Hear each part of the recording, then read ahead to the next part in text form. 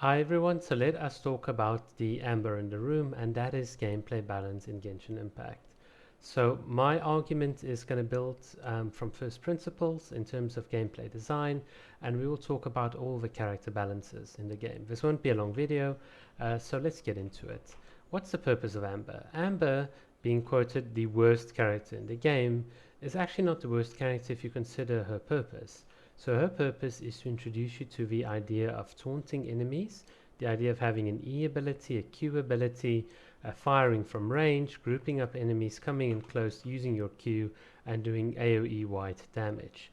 That is quite a lot for someone that is new to a game like Genshin Impact, and if you don't have prior experience with hero shooters or like something like Heroes of the Storm, League of Legends, etc., where you are used to managing multiple abilities and cooldowns in a party or in a team-wide setting, then obviously Genshin Impact's quite intimidating. Imagine giving someone not a Lisa but a Raiden Shogun in the beginning. This character would be way too complicated for newbies to actually get into. So that's the purpose of Kaya, um, Lisa, Amber, to a sense Barbara, and all the other free-to-play characters that you get. They are supposed to be simple characters that introduce you or like socialize you towards the mechanics in Tevat. And this is no hate to Amber mains, but the intended idea is that you should outgrow these characters and then get on to more complicated characters later on.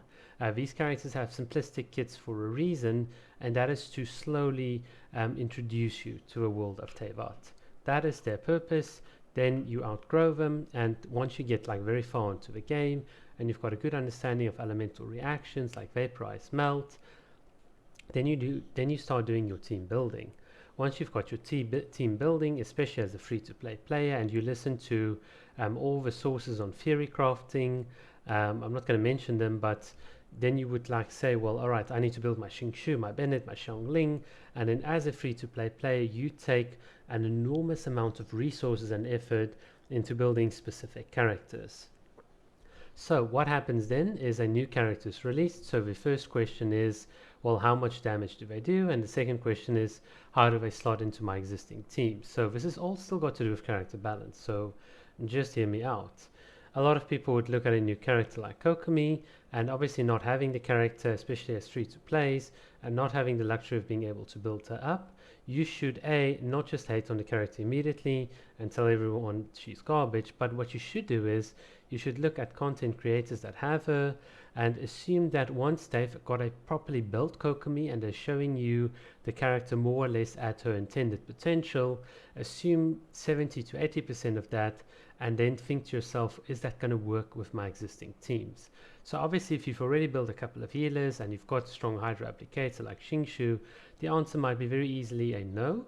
But if you're one of those players that you don't really care about meta, you've built your Noelle, Xinjiang, whatever, you just want the characters because they're beautiful, or you might even be a very strong hardcore meta player and you might say, well, I'm going to take Kokomi because I've specifically built my other units with the intention of waiting for a new Hydro character, then you can do it that way. The entire point is there are many ways and lenses to view a character, but most often people, and this happened with the Raiden Shogun, said this character is bad, she doesn't do a lot of damage, and surprise, surprise, now that everyone's built their Raiden Shogun, she is the fourth most used character in the Spiral Abyss of people that actually do have their Raiden Shogun and actively play the Spiral Abyss. Very interesting that a character that was once seen as controversial and underpowered actually works. So character balance should not be confused with fixing characters. For instance, like Kujasaras E, Eula's animations, etc. Bug fixes will always be bug fixes, and that is on MiHoYo to give us a lot of those quality of life changes. But when we get to actual character balance, a lot of people would very instantly tell you the best character in the game is Ganyu, and then Hu Tao. But they don't tell you why. The very simplistic reason is that for a free-to-play player, you can do 40 to 50k damage like every 2.5 seconds just by standing here and clicking a button. And why would you choose any other DPS in particular? Why do you even want to choose an Ayaka when you've got a Ganyu? I remember that debate going on as well. So let us look and understand like Ganyu and to a bit of more detail. What are the weaknesses of Ganyu? Well, it should be quite obvious. If you've got a fully built, fully leveled attack-oriented Ganyu, the biggest weakness is a low HP pool and low defense, and very easy to interrupt. And her biggest problem is if she's charging up and she needs to dodge, then she needs to charge up again. Of course, contrast this with a character that can weave in their attacks and dodging at the same time and instantly attack after dodging. Then you suddenly see, okay, that's a bit of a different perspective. But you might object and say, well, I've got a Zhongli shield, you know, I don't need to worry about dodging or wasting time. Life is easy for me. And that brings me on to my sort of second point. When we were introduced to the world of like Teyvat, Mondstadt was all about grouping up enemies either through taunts or having your Nemo supports like Venti and like Jean like group them all up. That was like the whole playstyle. You've got a large bunch of mobs that you group up. Then we've now sort of graduated to Liyue, and the entire focus of this region is shields. Like shields is all about that's the only thing you want. Like the Primogevisha boss fight, you need shields. For as the what's his name as Daha, you need shields, shields, shields. So we had a grouping up meta, shields meta. In the Zuma drops now it's all about energy recharge, and I do think the next couple of regions are going to perhaps like hopefully focus more on healing, and then hopefully we get some more interesting things like attack speed, etc, etc. So it's quite clear that once you introduce new mechanics in the game, then that could be a very interesting way of balancing the characters instead of this very bad idea of buffing characters, like some other YouTubers have said. So the very popular idea is we should just buff all the underperforming units. And I think that's very unhealthy. I think MiHoYo is doing the right thing by not power creeping the game, but instead introducing to us new mechanics where all the characters that are strong will be less viable. So for instance, the corrosion mechanics and all those new things, having monsters in 2.2, penetrating shields, effectively force you off of your character onto a healer. That forces you off of this high sustained DPS. And that's not a nerf to the character, that's just a new gameplay mechanic that highlights the strength of other characters. And that to me is a far healthier way of balancing the game through a variety of mechanics, which encourages more diverse metas than having a very singular focus on who does the most damage.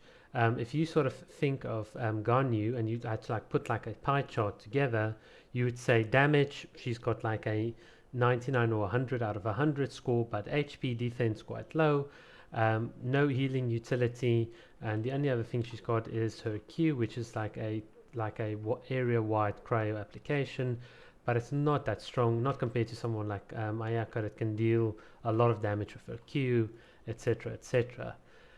So that does also bring in the question of class balancing. So in other words, how do you balance melee characters to pole arms to catalyst? But that's a separate question. But now you start understanding that what is Kokomi's strengths? Well, you don't need a shield. You've got like an absolute strong tank, a very good healer, also a very consistent damage dealer as well. And a lot of people are going to be like, Kokomi dealing damage. Yeah, she does. At her peak potential, my Kokomi can outdamage my free-to-play Ganyu very easily and by a significant margin.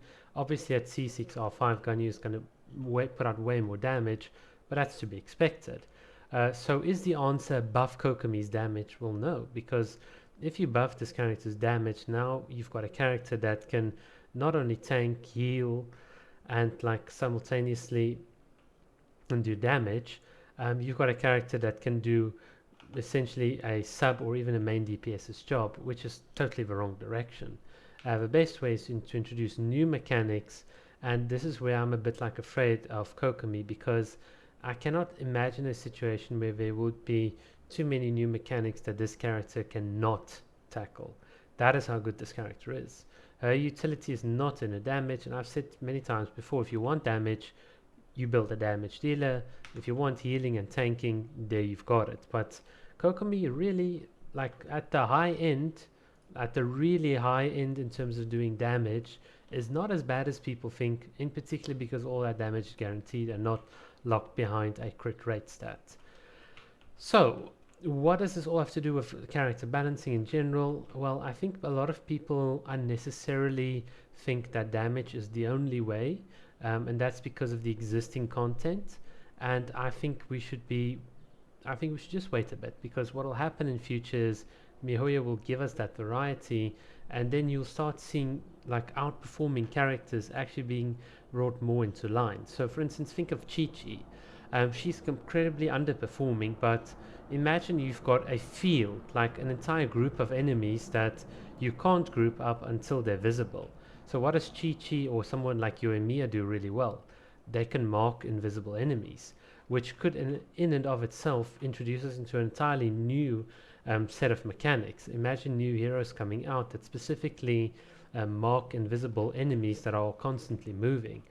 You won't get value from Ganyu, in particular if those enemies are like invulnerable during invisibility frames. So very interesting thoughts, very interesting things that we can do. Remember, we are not even halfway done with this game, so what might be OP today might just be perfectly balanced in the future, and that is without any additional power creep. So hopefully MiHoYo gets that balance right. And yeah, that's it.